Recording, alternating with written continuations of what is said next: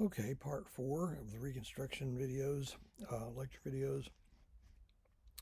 I want to pick up something before I move on, and that is what problem did the radical Republicans, and maybe the Republicans in general, have with what the new state governments did that were formed under Johnson's plan? Two of them may have been formed under Lincoln's plan, but the rest under Johnson's plan. Okay, they did what they're supposed to do. They repudiated secession. Some of them tried to slide by with repealing it. Not sure how that came out. And they repudiated the debts, and they abolished slavery, but they replaced their old slave codes. Those were sets of laws recognizing and authorizing and regulating slavery. Those went away to be replaced by black codes, as they were called. These were sets of laws regulating the freed people, the black population, and denying them anything like equal rights. Now, they did get some rights they hadn't had before. It was no longer illegal for them to learn to read and write. They could choose their employers. They could move about the country without a pass. They could have their marriages recognized, that kind of thing. But pretty much uniformly, they could not vote. They could not serve on juries. They could not testify in court against a white man or a white defendant. And they couldn't bear arms, meaning it was illegal for them to own firearms. So you have that. Plus, these states generally made being unemployed a crime. Now, listen carefully, all right? And now, this is a war-ravaged economy. It's in hyper-depression conditions, and this is only going to be enforced against black men. If you don't have a job, you can be tried and convicted for vagrancy. That was the crime of not having a job. Now, and you would be fined. All right? If you can't pay the fine, you go to jail. But the way they set it up is that any white man who comes up and pays your fine, you're going to work that off. In other words, he can take you home and you have to work for him without pay because your pay was him paying the fine, you know?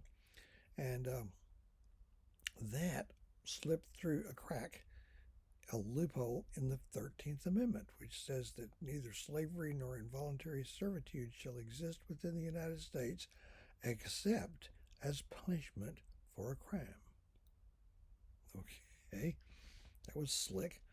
So there we go. So Congress convenes in December of 1865. With the southern states not represented, the Republicans had huge proportional majorities. There were 4 Republicans for every Democrat in the Senate.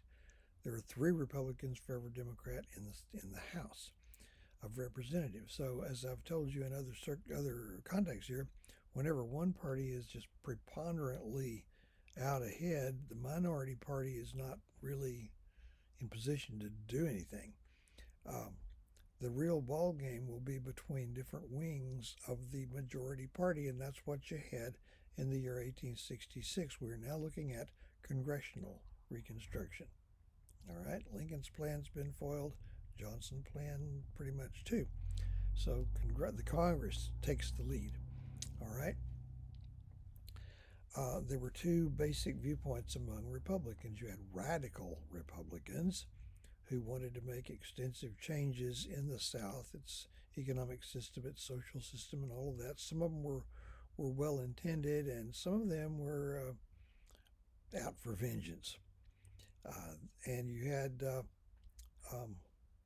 moderate Republicans who were not prepared for all the things the radicals wanted to do. They wanted to get business going again.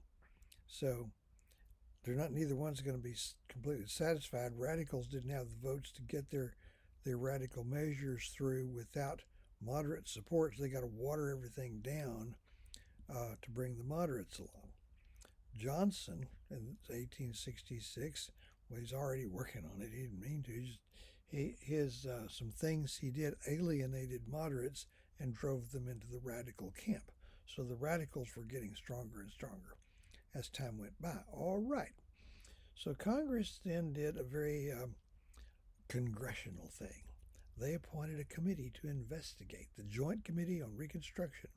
A joint committee is one which has members of both houses, senators and representatives both. They investigated. They heard a lot of testimony, witnesses, collected documentary evidence, all of that, and reported out two major pieces of legislation. One of them involved an agency, a civilian agency attached to the Army, known as the Bureau of Refugees, Freedmen, and Abandoned Lands, popularly known as the Freedmen's Bureau. A freedman is a former slave. The Freedmen's Bureau had basically seen to it, without inquiring too closely about your status with regard to the rebellion, they basically kept a lot of black and white Southerners alive during difficult times in 1865 and early 1866. But they were there to facilitate when black people wanted to learn to read. The freed people wanted two main things. One was literacy, because maybe literacy was the answer to the riddle of the strange power white people seem to have over them. The other was land ownership, because if you own your own land, set your own schedule, the life may be hard and demanding, but that's the opposite of slavery right there. That's why they were so eager to go into sharecropping, thinking that it was an avenue to land ownership. So the Freedmen's Bureau is quite unpopular in the South.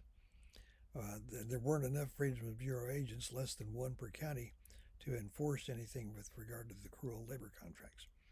So the Reconstruction Committee proposed a bill, a legislation that would extend the life and increase the powers of the Bureau. It had been set up in the spring of 1865, just before the war ended a year earlier.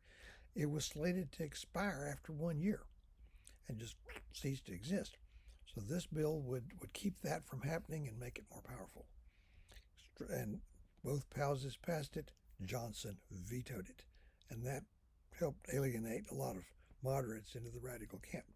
The other was a far-reaching piece of legislation which has cast a very, very long shadow down through the years. It's still in effect in a different form.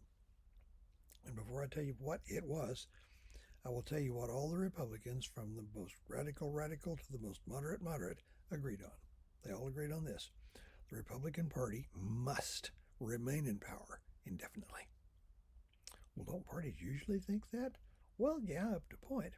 But you could add 4 words: by any means necessary. The radicals were so determined to stay in power, the Republicans in general, that they would stop at nothing. They would, if it came to it, either pack the Supreme Court or disregard its rulings, change the law, whatever it took. They wanted to remain in power. Why was that? Because to them, the Northern victory in the war was specifically a Republican victory. Democrats had supported the war, but not ending slavery necessarily. They'd supported saving the Union, but that's about as far as it went for them. So the Republican Party had won the war, defeated the South, ended the rebellion, saved the Union, freed the slaves. And if the Republicans should lose power at the national level, all of that would be in danger. So you have to stay in power. Now, it was understood that sooner or later the southern states are going to be represented in Congress again. And their votes are going to count in presidential elections. And it wouldn't take very many northern states breaking for the Democrats, since it's known that if nothing's done, the southern states are going to be completely Democrat. Something's got to be done to fend that off or to dilute it. So the idea was, what you have to do is create viable Republican parties in the ex-rebel states that are capable of defending themselves in the political arena. There's pretty much just one way to do that, and that's giving the freedmen the right to vote. Now, nobody's talking yet, not very many people are talking about giving women the right to vote. They're quite prepared to give black men the right to vote, because if you're a freedman, are you going to vote for the party of your old master? Are you going to vote for the party that had no problem with extending slavery? Are you going to vote for the party that filled out the ranks of the Confederate Army? Are you going to vote for the party that was going to be the hooded night riders of the Ku Klux Klan? You're not. You're going to vote for the party of Father Abraham that sets you free. So, whatever role racism played, and it played a part, I think there's also a political angle of this as well. As far down as 100 years later, Southern segregationists and so forth, they fought hard to prevent black people from voting, and I think it was of course to some extent motivated by racism, but even more, it was assumed at that time that black voters would largely vote Republican, as they had didn't even start to change on that till the 1930s. So anyway, Johnson vetoed. Okay, what they did was set up the Civil Rights Act of 1866.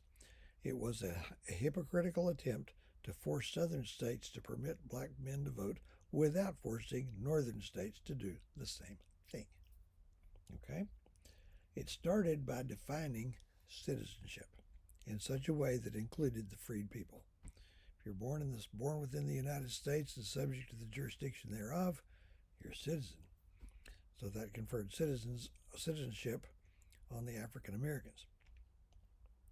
Based on that, it prohibited any state from denying due process of law or equal protection of the law to any citizen within its jurisdiction. You had that.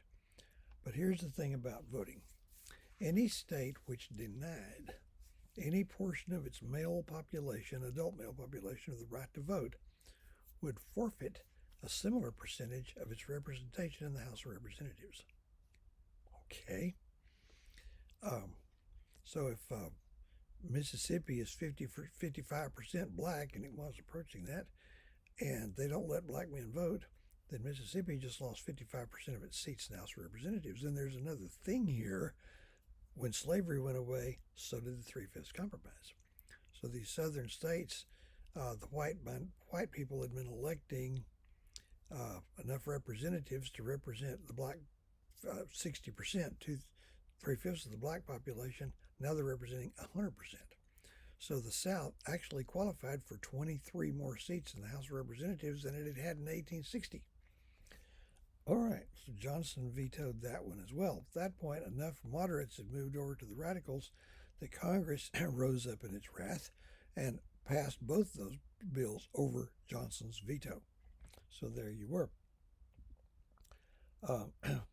When the fall of 1866 came along, President Johnson attempted to persuade Northern voters to vote against the radical Republicans. He actually went on a speaking tour by train out to the Midwest and back. It was called the Swing Round the Circle.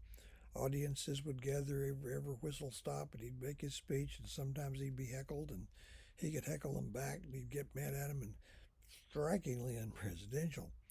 When the dust settled and the smoke cleared, the radicals, forget the moderate Republicans, the radicals had been given a veto-proof majority in both houses.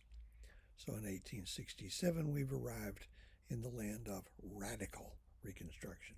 Subset of congressional, but this time the radicals have free play. So, they do a couple of things. They did one of these back in 1866. After they passed the Civil Rights Act of 1866 over Johnson's veto, they decided to put it out of reach of any future Congress, knowing they might lose control somewhere along the way. They repackaged it and sent it to the states as the proposed 14th Amendment to the Constitution. Now, there are enough ex-rebel states to block ratification because it takes 3/4 to do it, and they had more than 1/4 of the states. So, but if only two southern states were to break ranks and ratify, that's what happened with the 13th. Louisiana and Arkansas ratified the 13th, got it through. So it gets to be a big deal. So in 1867, with the proposed amendment still pending, I'll take this up in the next